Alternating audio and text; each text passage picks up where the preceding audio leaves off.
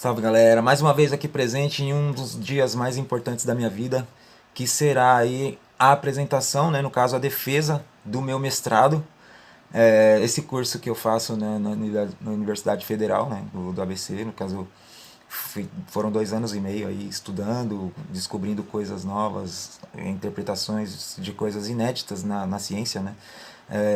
Procurando nas literaturas, não encontramos nada que pudesse dar muita base assim para o nosso estudo, né? Então conseguimos aí desenvolver um trabalho bonito, um trabalho bem feito, bem escrito.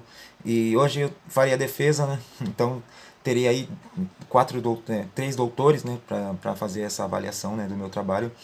E espero desempenhar muito bem, porque eu me dedico bastante, né, para esses, quando são essas questões acadêmicas e de formações e de trabalho. Valeu? Boa tarde a todos. Agradecer aí a presença de todos que estão na sala, né, meus companheiros de laboratório, meus companheiros de grupo, os amigos que foram convidados, a todos os professores, saudar aí a todos. Estou fazendo aqui a defesa de mestrado, né, do curso de Ciência e Engenharia de Materiais da Universidade Federal do UBC, intitulada Impregnação de blendas policarbonato, poliácido lático, com extrato de cravo assistido por CO2 supercrítico. Meu nome é Jorge Monteiro. Esse trabalho teve orientação da professora doutora Mathilde Champot e coorientação do professor doutor Suel Vidotti. Introduzindo aí, falando um pouco da demanda, né, devido à demanda dos consumidores por produtos mais avançados e seguros e legislações cada vez mais rigorosas, novos métodos de produção ambientalmente amigáveis estão sendo estudados, onde a diminuição de resíduos e uso de solvente com baixa toxicidade são duas prioridades nesses processos. O uso de fluidos supercríticos como solvente representam aí uma alternativa verde, né, atraente para a substituição de solventes orgânicos, que normalmente são usados aí nos processos mecânicos, em reações químicas e reações bioquímicas, né? E quais os ramos que são utilizados esses solventes? Pode ser utilizado em têxteis, né, ramos da agricultura e alimentos, tratamentos de resíduos, cosméticos, farmacêutico, medicamentos, revestimentos, entre outros, né? Aqui nós vamos falar um pouco sobre o CO2 supercrítico, que é o nosso gás escolhido, né, para elevar ao supercrítico, no caso, para fazer o nosso processo. No caso, o ponto crítico dele é relativamente baixo, né, tem a temperatura de temperatura crítica de 31,1 graus Celsius, e o ponto crítico da pressão crítica seria 7,4 megapascal, né, então nesse estado ele teria ali a viscosidade de um gás e a densidade de um líquido, né, ele coexistem essas duas fases ali, né? Então nós temos aqui no diagrama de fases a partir da temperatura crítica e a partir da pressão crítica nós temos uma área na qual a gente consegue variar tanto a pressão quanto a temperatura, né? Então isso vai variar o nosso processo também, inclusive. Nesse estado ele tem as propriedades como boa difusidade e um alto poder de solvatação, né? Mais algumas características aí, ele é não inflamável, tem um baixo custo relativo, né? Tem uma baixa temperatura de processo, ele é quimicamente inerte, ele é atóxico, ele pode ser recuperado após o processo, assim como vamos ver adiante. Né?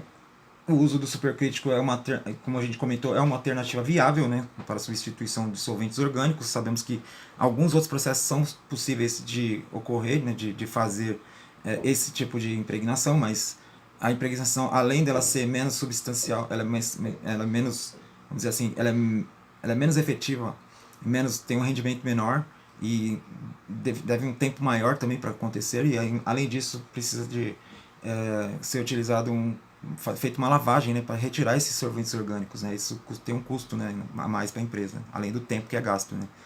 Alguns exemplos de aplicação aí, ele pode ser utilizado como solvente, como antissolvente, também como plastificante, e utilizado em sínteses poliméricas, misturas de polímeros, formação microcelular de espumas, impregnação e extração de moléculas. Né? No caso nosso aqui seria a impregnação. Então, algumas vantagens também, né, do uso do CO2 supercrítico ali, ele é fácil de remover das matrizes, ele tem a capacidade de plastificar e inchar as matrizes poliméricas, né?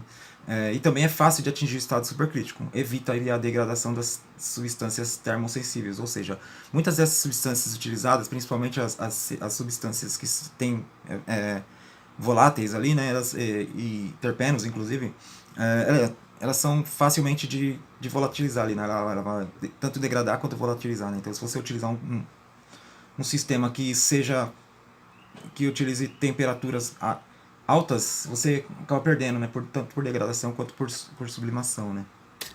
Então aqui nós temos a representação sistemática do nosso equipamento de impregnação.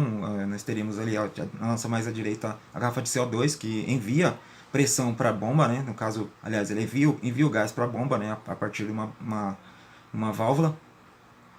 Na bomba será pressurizado o nosso gás CO2.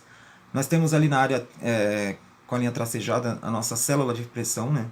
Ela, após ser fechada, nós elevaremos a temperatura até a determinada e assim colocaremos a pressão para que essa pressão também chegue a determinada, né? Uma pressão crítica.